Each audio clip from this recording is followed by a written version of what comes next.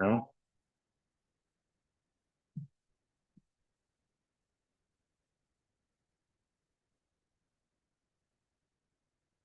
Why does money come? All righty. Ooh. Rob, I need the Wi-Fi here. I'm sorry, forgot.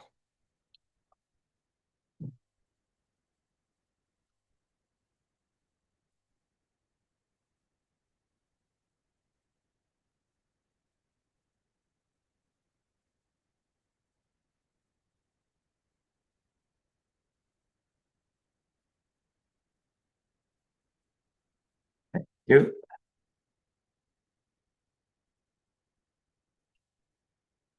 All righty. There we go. Baruch atah Adonai Eloheinu melech haolam, shehakol niyeh b'dvarei. L'chaim, l'chaim, everybody, l'chaim, l'bracha. Good tavach, Shavua tov. A new week, a new learning, new opportunity in learning. Job said, "Mibsari echsa elakah." From my flesh, I will know God. If we understand the interplay between our soul and our body, we will appreciate the interplay of the divine, of God, within creation. Is that clear, that statement? Yeah? So, as opposed to, people in the world, how do they know God? They look at the world, this building has an architect, so we know the world has an architect. My body is so perfectly, as long as I don't overeat, yeah, right? And I eat good foods, then everything works unbelievably. Amazing architect to my body. So I understand that there's an architect to the world, right? That's the way most people in their relationship to God it comes from that respect, not the way we learn in Tanya. Tanya teaches that the way you can have a deeper relationship with God is really to know yourself, the soul within you, and if you appreciate the soul makeup within you, then you'll have a much more meaningful relationship with the divine, with God. Is that clear? So what does that mean? Know thyself. We have to know who we are. So we need to know, first of all, there's 3 parts of me. Today, we're going to learn things that maybe you have learned and you haven't, or whatever the case may be. There's 3 parts. I'm sure we've all heard about the animal soul, right? You've heard about it, right? Can you give me in one word, what is the animal soul by definition? In one word. Huh? Body. Body? Body. Body. It reflects itself in the body, right? Exactly. It reflects itself in the body, absolutely. But what is it? What's its quality in one word? Instinct, excellent. Desire. Desire, okay, good. That's just the word, a word. Well, that's soul actually. Nefesh is the part of the soul that's related to the body. It's actually that, right? So I would say in one word, it's about survival. Think about an animal. What does an animal live for? One thing, survival, right? Survival. It needs to eat to survive. It does what it does only for survival. Does it do it for a purpose? No. Mindfulness? No. Survival, right? So that animal soul that I have within me is made up of 3 parts of intellect, Chabad, 7 emotions, which we'll get into shortly. And in survival, that means everything is about how it's going to be good for me in my life, and I can survive the day and get through the day and feel good about myself. That's really what it means, the animal soul. So, for example, if someone says something not nice to me, I'm triggered by what they said. I go into survival mode. What does it mean? Because emotionally, I've been damaged and I need now to heal myself emotionally. But that's only if I live with my animal instinct. I need to heal that part of me, right? If I don't live there, as we will see that there's other places you could live, then not necessarily is there a damage to my animal instinct, to my survival needs, to my emotional trigger, because that's not where I live. Now, let's state it clearly. We all live there. I live there. Why? What's the proof? Because I'm not righteous and you're not righteous. Because you know what means righteous? That there's nothing emotionally negative, not even a negative thought would come into your head. Not even a negative thought would come into your head. That's a righteous person. We have negative thoughts. Not only that, we sometimes say actually not nice things. I mean, excluding everybody here. I'm just talking to myself right now.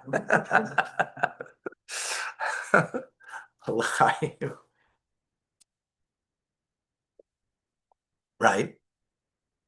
So that's one place to live. And the Alter Rebbe doesn't speak about that in Tanya because that's not a place to live. Therapists speak about that. Therapy speaks about that. But the therapy that you will get through Tanya is a very different kind of therapy. But let's go to the next place where we could live. And well, there's actually two places, and I want to make a distinction between them. You've probably heard about the godly soul, I'm sure, right? Called in Hebrew Nefesh Elokis, the godly soul. What's unique about, in one word, tell me what is the godly soul about in quality, the quality of it. Divine. Yes, excellent. Connection. It's about connection. Where the animal soul is not about connection, it's about self-preservation, right? That's not connection. Now, I like you very much because, you smile so nicely that you make my self-preservation I have a better day because of your smile or because you did a kindness to me. So am I connected to you? No. I'm connected to your smile. I'm connected to your act of kindness that you did for me. But I'm not really connected to you. What I get from you, I'm connected, but I'm not connected to you. That's the animal soul. And that's not something we're interested in, right? Even though that's human, and we all do it, but that's not the life that we want to choose to live. We want to choose to live a higher form of life. So the godly soul is about connection. The ultimate connection is to God. And when you have that connection to God in the healthy and appropriate way, then the human connections that we have with spouse, with children, with parents, with friends, and so on will be, of course, optimal. Is that clear? Does that make sense? Yeah. But then there's another part in me, and it's called the Nefesh HaMaskeles. And it's called the intellectual, rational soul. It's not the animal soul that's self-preservation. It's not the godly soul that is purely about connection. Pure connection for the sake of connection, right? Not to connect to God, for example. I need God because without God, what kind of life do I have? And everything is right. That's not, no, then again, I need God for what I get from him. Am I interested in God? Like the college student calls up his father on Sunday, like students are calling up their father today and they say, "Hey, Dad, what's happening? How's Sunday football? What's going on? Who's winning? It's new son. How much money do you need?" Right? You make the call. Why? Because you need something. We do that. We all do that, right? Because we all have an animal soul that is needy and wants, and therefore we make the call. But that's not connection. Connection is you make the call for the connection because you want to talk to your father. You want to talk to your father in heaven. You daven, you pray, right? You want to have a conversation. So that's the godly soul versus the animal soul. But then there's this middle ground called nefesh maskelis, the rational intellectual soul that is unmotivated by pure connection. It's unmotivated of self-preservation, but it's motivated by purpose and truth, right? By purpose. You have a purpose. Well, that's pretty good to be motivated by that, right? So we learned in Tanya how the motivation to, for example, a parent wants to teach their child something, right? Where's that coming from? It's not coming from the godly soul. It's coming from purpose. A mother, right, knows a purpose that she has to give something to her child. And feeling that sense of purpose and obviously the connection that there is, you want to give something to them, right? So I'm going to quickly run through, this is a previous class, but I just, because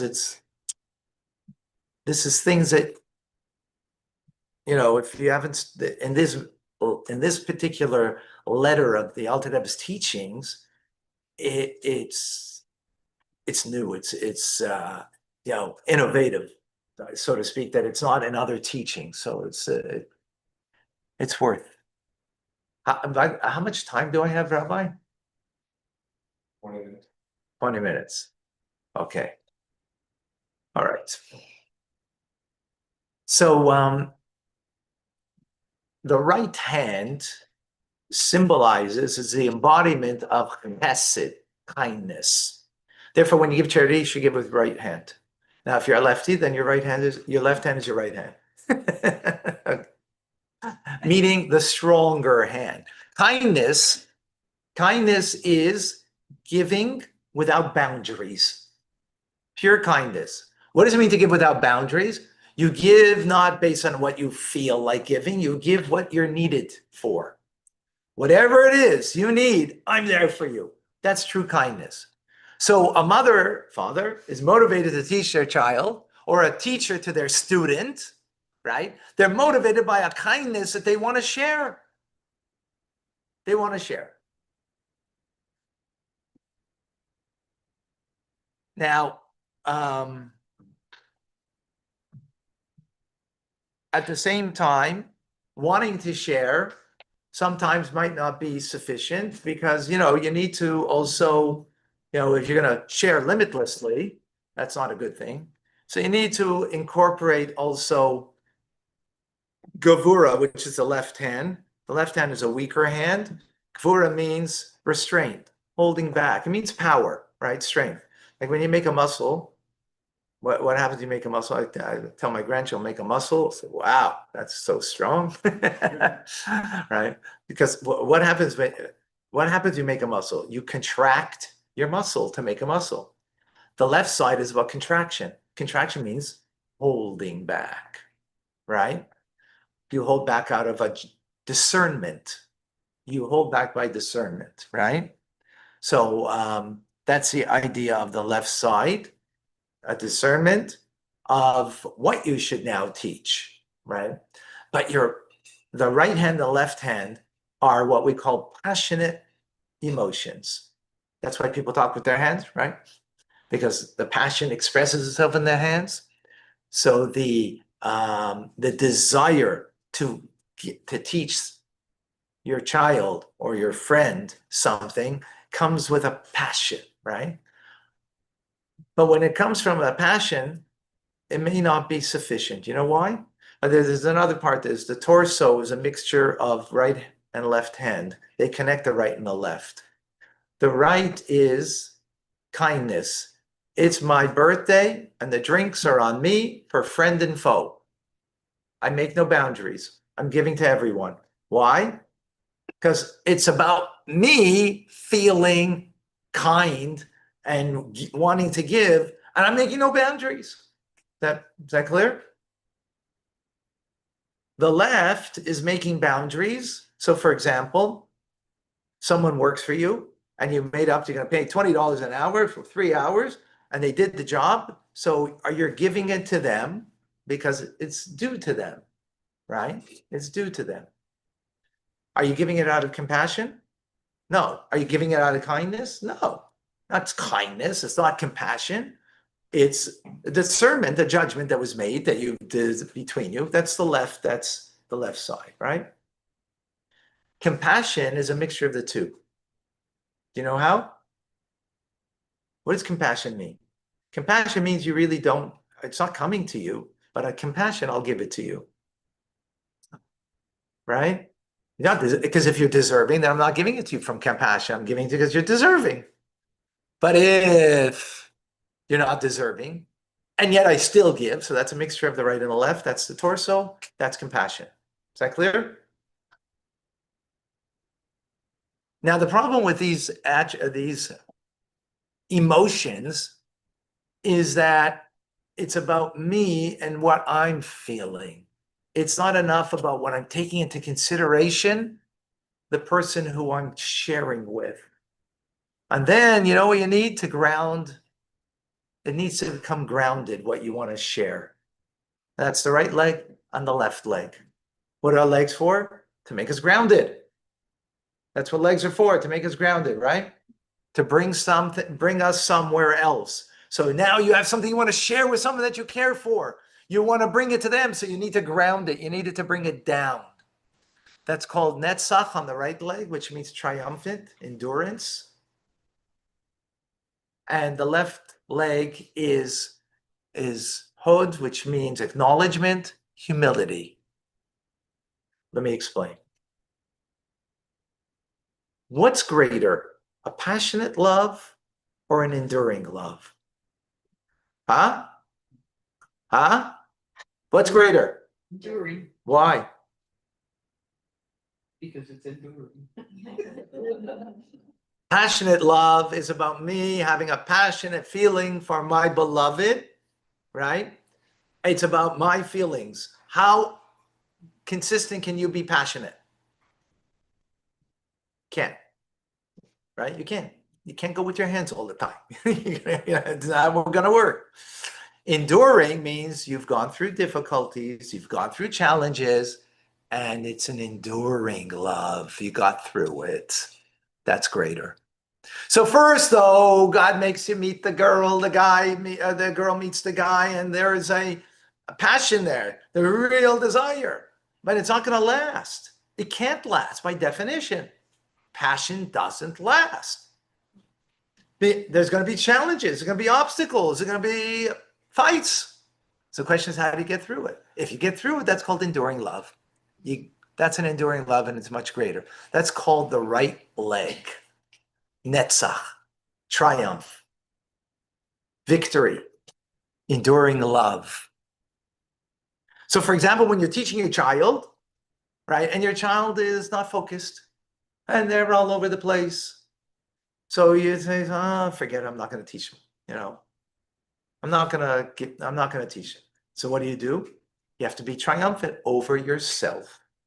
To get over yourself, the challenge that the child is creating for you, and for yourself to use that attribute, that power of your soul, to now be able to give to your child the teachings that you want to teach them, right? But that's not enough either. You need the left leg. What is that? He said it's acknowledgement, humility. Then I have to really appreciate where the child is so I can give them what they need where they're at. Because when I'm passionate about sharing something, what will happen? And maybe I hope this is not happening now. I hope it's going to go over your heads. Because I'm passionate. It's about me and my passion I'm sharing with you. So then it's all about me and way over your heads.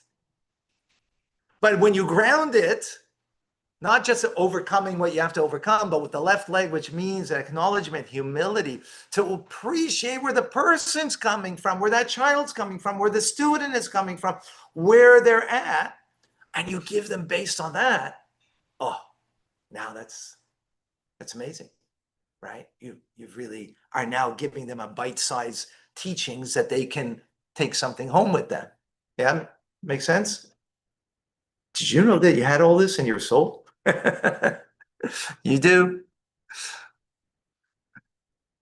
The soul, we said, the way it's within our body, right? So look at even the body parts reflect the soul. And then there's the final one for this conversation at this moment, and that is yesod. Yesod means foundation. This is foundational. This is foundational. And the body part, interestingly enough, is a reproductive organ. Because what's foundational? Connection. Connection. What's connection mean?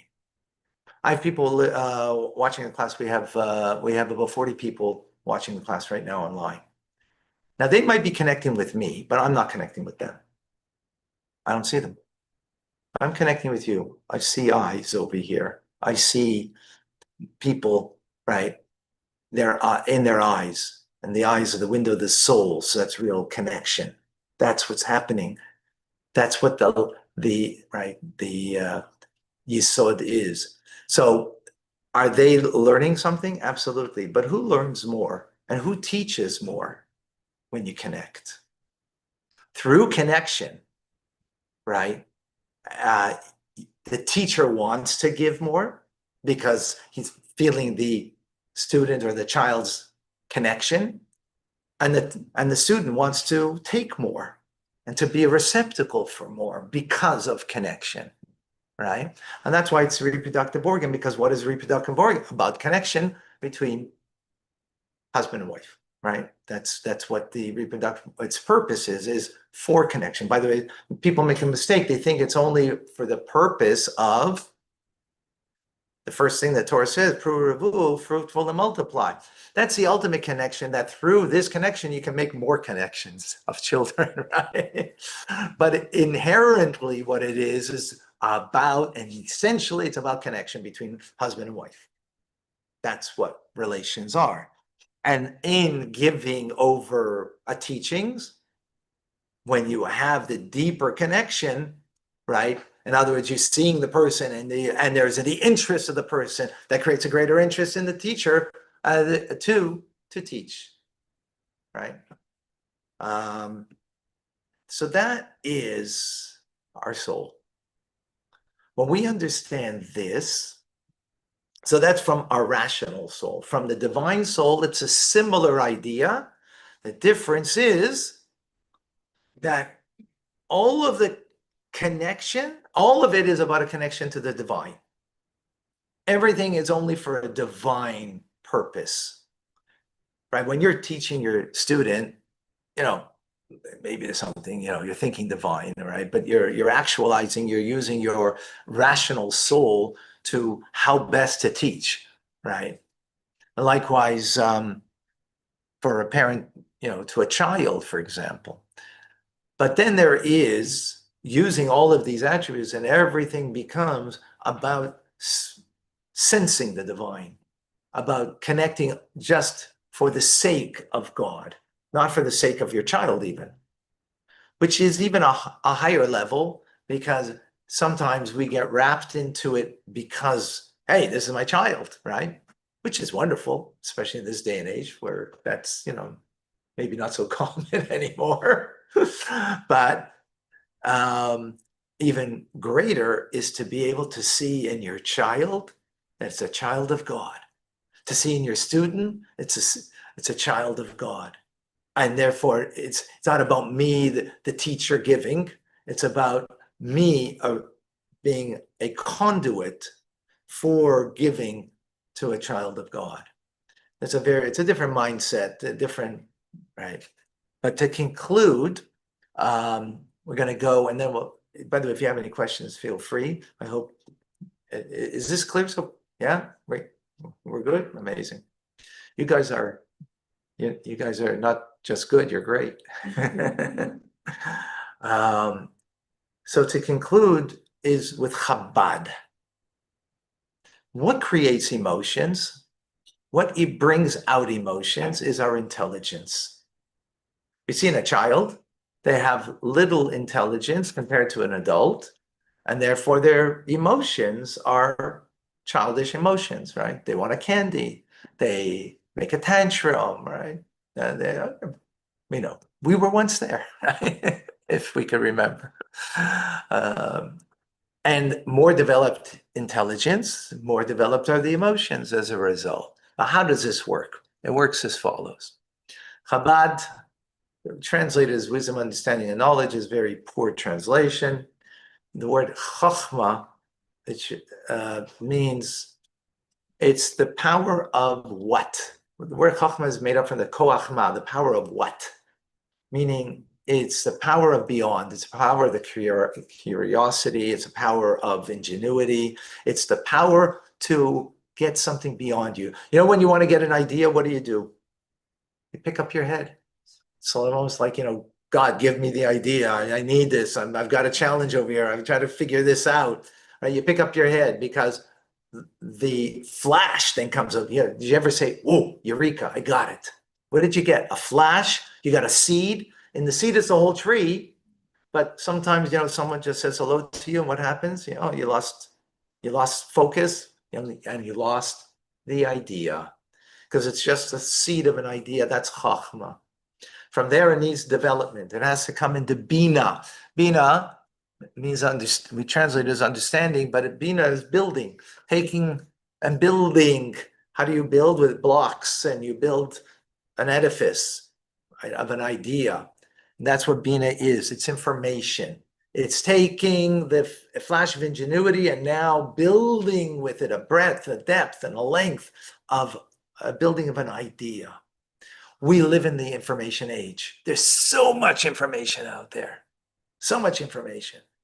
But you know what we're missing? We're missing chachma, ingenuity, and there's a lot of that too. But we're missing the last component. It's called das, or dat. Das comes from the word to connect. Adam knew Eve. It says Adam yada, he knew her. It means they had relations, intimacy, connection. So there's a connection in the intellectual process of when I know something, that I connect it from up here and it gets stuck in the throat. It gets narrow over here because what you know doesn't necessarily mean it's going to be filtered to your heart that you should feel. So you can have a doctor who knows all the ills of smoking and yet he smokes. How could that be? Because he's got bina, all the information, but he hasn't connected with the information. It's not real, the information. It's just a piece of information. How many times, we all live that way, right? We know things and yet we don't live based on what we know, right? We know that if we're gonna, eat that whole lemon meringue pie, I'm not gonna feel good afterwards, but lemon meringue pie, come on. Can't, you get the idea, right? Because we don't connect with it, it's not real to us. And that's what das is to take something that as information, to make it real, that it actually feeds the emotions and develops the appropriate emotion. This is bad. Gvura, use your left hand, push it away. This is something good I want to embrace because I know how good it is. I know how good it is to study Torah. So I want to embrace it. I know how bad it is to, speak ill about another, a family member who hurt me. I know it was hurtful, but I know that it's wrong. And the more I bring it into das and connect to it, the more I'll be repugnant that I should act in such a way, and I push away that negative thought. That is Chabad. That's what develops into the proper emotions, and that brings us, of course, to act appropriately as a result. And when we understand this, God interplays with creation in a similar manner with all of these qualities that we spoke about. Questions, comments, thoughts, please. Oh, there was a lot that I said there. There was a lot of information. I hope it wasn't information overload. I apologize if it was. Any thoughts, folks? Any questions? Again, if you want to join anytime, there's no commitment. We have people that join literally every single day from around the world and locally. But you're more than welcome Mondays through Fridays. This time is at 9:30 a.m. Yes, your name, please. Sarah Leah.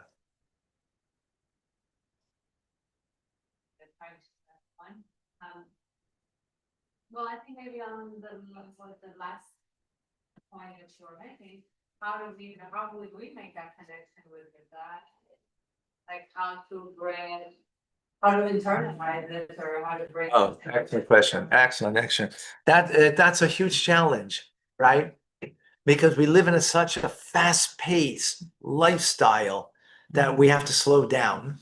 And sometimes when you know something and it's important, meditate on it, think about it, make it in your head, in your thoughts, so real to you,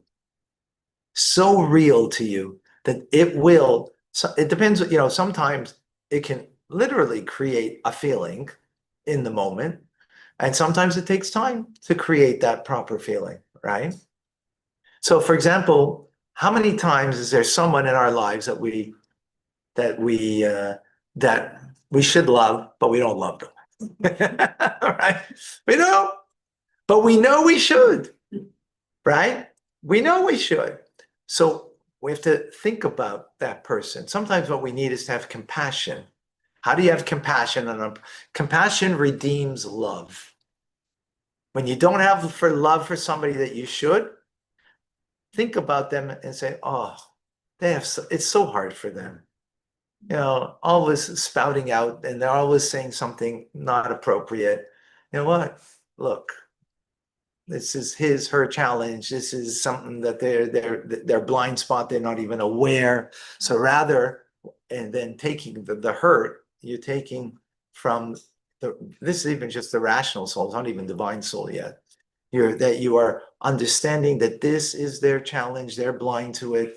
And listen, I'm blind to certain things about me too, and that I'm not so. Okay, maybe I'm over here with my challenge and they're down here, and they say really nasty things, but you know what? That's the way God made them. Let me accept them for who they are. And you think about that. You meditate upon that. Guess what's going to happen? You're going to make room for them. May not be right away. It might take some time, but you're going to make room for them in your heart. And maybe, gradually, to such a degree that it's possible that you will actually come to love them once again. It's possible. Well, you're making that connection there's two places to make connection, from the mind to the heart. You have to, in this instance, you have to really start there, right? Because we got to change the way we're thinking. We are thinking, right, this person hurt me. Where's that coming from? Where's that coming in from me? Right, survival. I got hurt. That's survival that comes into play. That's my animal soul talking. So when I recognize that, so you know what? I don't want that to be who's talking inside of me. Is that a reality in me? Yes. But stop giving it free time, right? We allow a lot of people we give them free rent in our heads, right? Stop giving free rent. Don't give them free rent. So what do we got to do? We have to change the way our perspective, the way we see them, right? And through compassion, we can see them differently in our minds and our thoughts. And then that will feed the heart, that the heart will then gradually, it can take a short time, it can take a longer time, depending on us, right? But once that shifts, then you'll connect with them with love. The connection with you is also connect With them with love. them if the situation is. No, if it's within you, not them. It's not pending on them. Once you make it pending on them, then you've lost the point. Because then you're reactionary to them. Oh, they were nice today to me, so my survival could deal with that, so I'm okay with you today. That's not at all what we just said, right? That's survival mode. Does it make sense? That's survival. You're good with me today, so I'm good with you. So it means you were not good. You weren't good. Good means you were good, independent of them. This is called Avodas Hashem, serving God. This is true service of God. Because who knows this? Only God knows that if this is that your recognition of who or where you're coming from, what's you know who's on first and what's on second, God knows that. We might be blind to it, right? But today it's too bad. Today you know who you all became? Chabad. You're aware now of the truth. There's no turning back. So when that part of me that's talking, that's survival, emotionally, psychologically, or sometimes even physically, okay, sometimes we have, you can't blame someone else who's living on survival mode. You can only blame yourself. Someone else living on survival, they're living from, their emotional survival. Don't point a finger and say, oh, by the way, your animal soul's talking to you. Stop it. No. You don't say that to anybody. To yourself only. Yes. Your name, please. Bruce, Bruce. the, B'chaim. what you just described, or what you and Sarah Leah described about how you react to somebody, oh, they're nice to me, okay, come into my life, oh, you're mad at me, get it. Is like a lot of abusive relationships where the person's abusive, okay, get away, and then they come back. Oh, I'm so sorry, I'll never do it again. I'll stop drinking or whatever. And back in and what happened, the same cycle over and over again. So usually that cycle is because both are dealing in survival mode, right? And that's what's happening. Absolutely correct. And obviously, abusive relationships that are abusive in a way that it's truly harmful, it might be a different part to discuss over here. I'm talking about just regular stuff that people, most relationships are, we all have triggers. We all have the things that get to us. And when we recognize that's my survival within me, the animal soul in me that's talking. So when we recognize that and we own that, then we can't point a finger to someone else and blame them. Can't do that anymore. That doesn't excuse them. That's not an excuse for them, but it's not an excuse for me. Oh, you said that, so that's what happens in relationship. Well, you triggered me. You said, well, then you triggered me, and that's what goes on in therapy, and you get nowhere. Because it's only speaking about the animal instinct of every person rather than recognizing, well, do you want to live differently or do you want to be that way? That's a choice you have to make. It's a choice that has a conscious choice. And by the way, even when you make the choice, guess what? You all have to every day, every moment to make that choice. Because by default, we are going to live by our instincts, by survival mode. That is where we're at. Why? Because we're not righteous. The righteous they have completely to overturn the animal instinct within them, and it's only godly, which we can't imagine that for ourselves. It'd be even hard to imagine it that it's actually exists, but there are people that are like that they're not at all triggered. They have no negative emotions. It's all divine.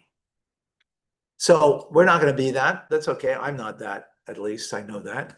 But when we understand the inner makings of who we are, so now we could choose, am I going to live with the higher self or am I going to just live with my,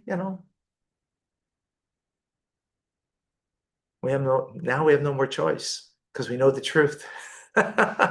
Truth hurts. You know why it hurts? Because you got to work at it now. And that ain't easy. It's not easy. It's so much easier to be a victim. Come on. If you'd be nice to me today, I would have had a wonderful, great day, and we would have had a great time together. But like, why did you have to? We're a victim. In the end, we're not. again, it doesn't excuse anybody else, and this is only for yourself, not to point the finger to someone else. This is what you gotta do. This is how I have to choose to live my life. L'chaim, l'chaim, everybody. L'chaim, l'chaim. Thank you, thank you. Thank you, everyone. Thank you very much. All right. Let me just say goodbye to everybody here. Looks like we didn't get too many nasty comments here.